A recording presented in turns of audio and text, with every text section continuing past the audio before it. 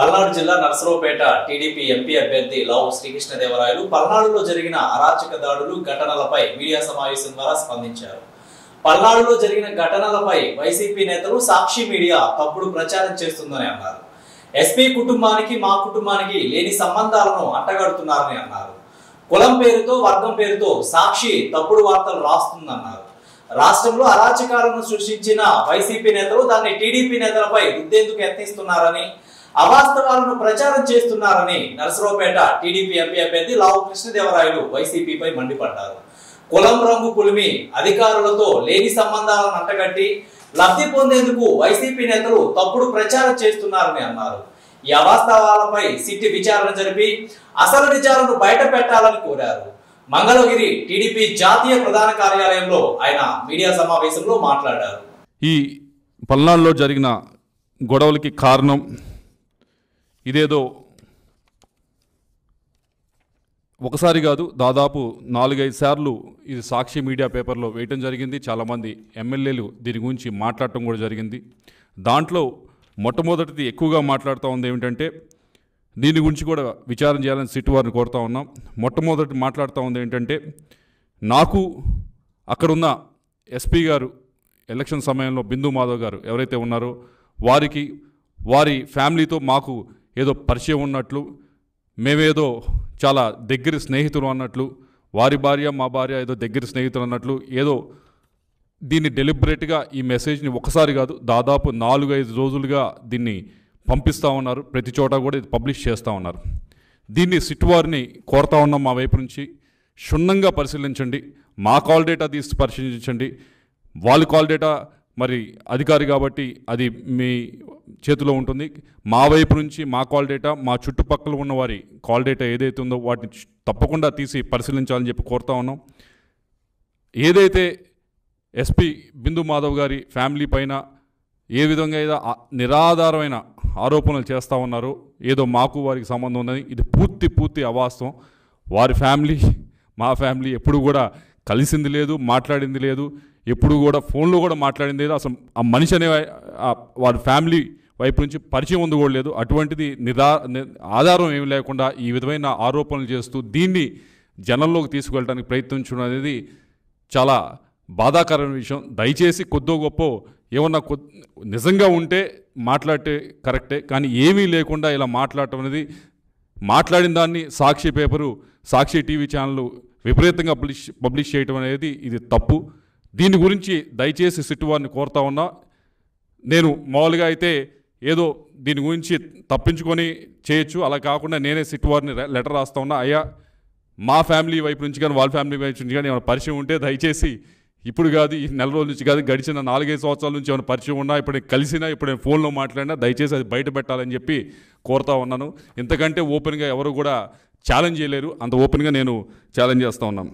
రెండోది చెప్తా ఉంది ఏమిటంటే, ఏదో మాకు ఆ రోజు ఎలక్షన్ రోజు పోలీసుల వైపు నుంచి ఇదిగోండి టీడీపీ చెప్పినట్లు ఆడిందని చెప్పి ఏదో కథనం, పల్నాడులో హింసకు పోలీసులే కారణం అని, అట్టడుగున టీడీపీకి సహకారం అని చెప్పి ఒకరోజు ఇలా వివిధ ఆర్టికల్స్ని పబ్లిష్ చేయడం జరిగింది.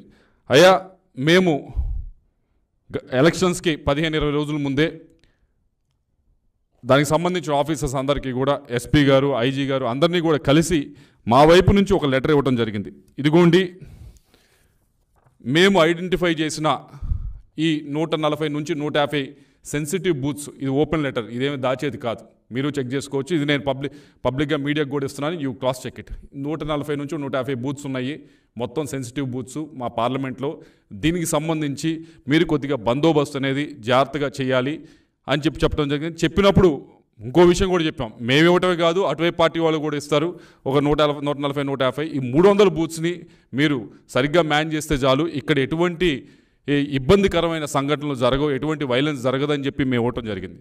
ఆ 140, 150 బూతులకు సంబంధించి ఏ విధంగా బందోబస్తు పెట్టారు, ఏదో ఎటువైపు నుంచి చెప్తా ఉంది ఏంటంటే, మాకు సంబంధించిన మాకు ఫేవరబుల్గా ఉన్న బూత్స్లో ఏమైనా తక్కువ పెట్టారు, వాళ్ళకి ఫేవరబుల్గా ఉన్న బూత్స్లో ఏమైనా విపరీతంగా పెట్టారని చెప్పి మరొక ఆధారం లేని ఆరోపణలు చేస్తూ ఉన్నాను. దానికి సంబంధించి కూడా ఏదైతే మేము మా బూత్ ఏజెంట్స్ అడగడం జరిగింది, అయ్యా మీరు బూత్లో కూర్చున్నారు, ఈ బూత్లో కూర్చున్నప్పుడు మనకి కొద్దిగా ఇబ్బందికరంగా మనకి అన్ఫేవరబుల్గా ఉన్న బూత్స్ లిస్ట్ ఏదైతే మనము ఇక్కడ సెన్సిటివ్ బూత్స్ అని మనం ఐడెంటిఫై చేసామో ఆ బూత్స్లో ఉన్న సెక్యూరిటీని ఒకసారి మీరు లిస్ట్ ఇవ్వండి అని చెప్పి వాళ్ళు అడగడం జరిగింది. ఎంతమంది ఉన్నారు, ఎంతమంది పోలీసులు ఉన్నారు, ఎంతమంది సిఆర్పిఎఫ్ ఉన్నారని చెప్పి మీరు కావాలంటే చెక్ చేసుకోవచ్చు. ఇది కూడా పబ్లిక్గా నేను పెడతా ఉన్నా. అంటే మా బూత్లో ఏజెంట్స్ కాబట్టి ఇచ్చింది ఒక 5-10% కొద్దిగా అటు ఇటు డిస్క్రిపెన్సీ ఉండొచ్చు. కానీ దాదాపుగా ఇది ఏదైతే నిజంగా అక్కడ సెక్యూరిటీని ఏర్పాటు చేశారో దాని డేటాని ఇక్కడ మా వాళ్ళు చూసిన డేటాని ఇక్కడ పెడతా ఉన్నాం. కాబట్టి దీన్ని కూడా ఒకసారి వెరిఫై చేసుకోండి. దీన్ని వెరిఫై చేసుకున్న తర్వాత మీకు తప్పకుండా అర్థమవుతుంది. ఎందుకంటే దీంట్లో కూడా మేము ఇక్కడ పెదకూరపాటు చూసారంటే దాదాపుగా 20 బూత్లు ఇస్తే దీంట్లో దాదాపు 17 బూతులు ఒక కానిస్టేబుల్నే మేము సెన్సిటివ్ బూత్స్ అని ఐడెంటిఫై చేసిన దాంట్లో 20 బూతుల్లో 17 బూతుల్లో ఒక కానిస్టేబుల్ మాత్రమే పెట్టడం జరిగింది. ఇలా ప్రతి నియోజకవర్గాన్ని ఇచ్చాం. నర్సరావుపేట ఇచ్చాము, అలాగే సత్తెనపల్లి ఇచ్చాం, మాచర్లు ఇచ్చాము. అన్ని బూతులు కూడా ఇది కూడా ఏదో సీక్రెట్గా ఉంచేది కాదు, ఇది కూడా ఓపెన్గానే మేము పెడతా ఉన్నాం. ఇది కూడా దయచేసి మరొకసారి సిట్ వారిని కోరుతా ఉన్నాం, ఇది కూడా వెరిఫై చేయండి. ఇది కూడా మేము ఇచ్చిన లెటర్కి ఏమన్నా అనవసరంగా ఎక్కువ మీరు అనుకున్న విధంగా మాకు ఫేవర్ చేశారు అనుకుంటే కనుక దీన్ని కూడా దయచేసి బయట పెట్టాలని చెప్పి మేము సిట్ వారిని కోరుతా ఉన్నాం. పల్నాడులో తప్పకుండా ఈసారి ఎన్నికలు అనేది నేను చేసిందో ఎంపీగానో లేకపోతే అటువే ఎమ్మెల్యేలు చేసిందో ఇది కాదు. ఈసారి పల్నాడులో ఈసారి ఎన్నికలు చేసింది పల్నాడు ప్రజలే చేశారు. పల్నాడు ప్రజల్లో ఉన్న ఆ కసిని ఆ రోజు వారు చూపించడం జరిగింది. వారు 86% దాదాపుగా ఓటు నమోదైంది అంటే ఆ రోజు వారికి ఎంత కసి ఉంది అనేది దాన్ని బట్టి అర్థమవుతుంది. ఈరోజు నేను ఈ మాట చెప్తా ఉంది ఏదో రిజల్ట్ వచ్చిందో చెప్పట్లేదు, ఎలక్షన్ రిజల్ట్ వచ్చిందో చెప్పట్లేదు. ఎలక్షన్ రిజల్ట్ రాకముందే నేను చెప్తా ఉన్నా ఎలక్షన్ రిజల్ట్ ఎటైనా వెళ్ళొచ్చు, ఎవరైనా గెలవచ్చు. అయినా కూడా నేను చెప్తా ఉన్నా, ఎలక్షన్ ముందే చెప్తా ఉన్నా. ఆ రోజు ఎలక్షన్ జరిగింది అంటే ముఖ్యంగా తెలుగుదేశం పార్టీ క్యాడర్ చేశారు ఎలక్షను. ముఖ్యంగా పల్నాడు ప్రజలు ఆ రోజు చేయటం జరిగింది. వాళ్ళు ఏం బూతులు ఇచ్చారో నాకు తెలియదు, ఆ లిస్ట్ ఏమి ఇచ్చారో వారి సమస్యాత్మకమైన బూతులు ఏం చెప్పారో నాకైతే తెలియదు. కానీ ఉదాహరణకి పమిడిపాడు అనే గ్రామం ఉంది నర్సరావుపేటలో, వాళ్ళు ఇచ్చుంటారు సమస్యాత్మకమైన. ఉదాహరణ చెప్తా ఉన్నా, పమిడిపాడు అనే గ్రామంలో నాకు మా వాళ్ళు వచ్చి సార్ ఇక్కడ రోడ్డు సపరేట్గా వేరేగా వేస్తూ ఉన్నారు, వెళ్ళి ఓటు వేయటానికి అని చెప్పారు. ఓటు వేయడానికి రోడ్డు వేస్తే ఏమైంది, మంచిదే కదా అన్న. అంటే కాదు సార్, అది వైసీపీ వాళ్ళకి ఫేవర్గా ఉంటుందని. ఓటు వేయటానికి ఎవరికి ఫేవర్ అయితే ఏముందా, వాళ్ళు ఓటు వేసుకోవడానికి వెళ్ళనండి అని మనం చెప్పడం జరిగింది. సపరేట్గా రోడ్డు వేయించాం, వైసీపీ వాళ్ళు వచ్చి ఓటు వేయడానికి సపరేట్గా రోడ్డు వేయించాం. అటువంటిది పైగా అదే పమిడిపాడు గ్రామంలో మీరు ఒకసారి వెరిఫై చేయండి, దాదాపుగా సిఆర్పిఎఫ్ వాళ్ళనే దాదాపు 8-9 మందిని so called TDP favourable village, favourable గ్రామం అనే దాంట్లో దాదాపు 7-8 మంది సిఆర్పిఎఫ్ స్టాఫ్ని ఆ రోజు అక్కడ పెట్టడం జరిగింది. సో నిజంగా మేము ఇన్ఫ్లుయెన్స్ చేయగలిగితే ఆ రోడ్డు వేసి సిఆర్పిఎఫ్ వాళ్ళని పెట్టేవాళ్ళ కాదు కదా. మరి దీన్ని బట్టే ఒక ఉదాహరణ చెప్తా ఉన్నా. ఇలాంటి ఉదాహరణలు చాలా ఉన్నాయి.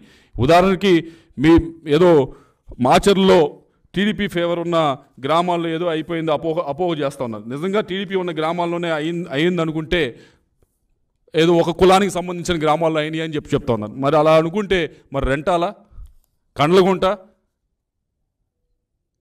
కేపీపురం ఇవన్నీ కూడా ఈ గ్రామాలన్నింటిలో కూడా ఎదురు తిరిగి గట్టిగా నిలబడింది తెలుగుదేశం క్యాడర్ నుంచి ఉంది, కులం నుంచోవాలి అక్కడ. ఈ అపోహ దయచేసి తొలగించుకోవాలి. ఆ రోజు అక్కడ నుంచుంది ఈ గ్రామాలు, నేను చెప్తున్న లిస్ట్ అన్ని గ్రామాలు కూడా అక్కడ కులంగా నుంచుంది, టీడీపీ క్యాడర్ నుంచోని ఇక్కడ ఎలక్షన్ జరగాలి. మీరు చూసారు రెంటాల గ్రామంలో ఒక లేడీ అమ్మాయికి ఘాటు పడితే కూడా వచ్చి నుంచొని ఎలక్షన్ బూత్లో కూర్చుంది.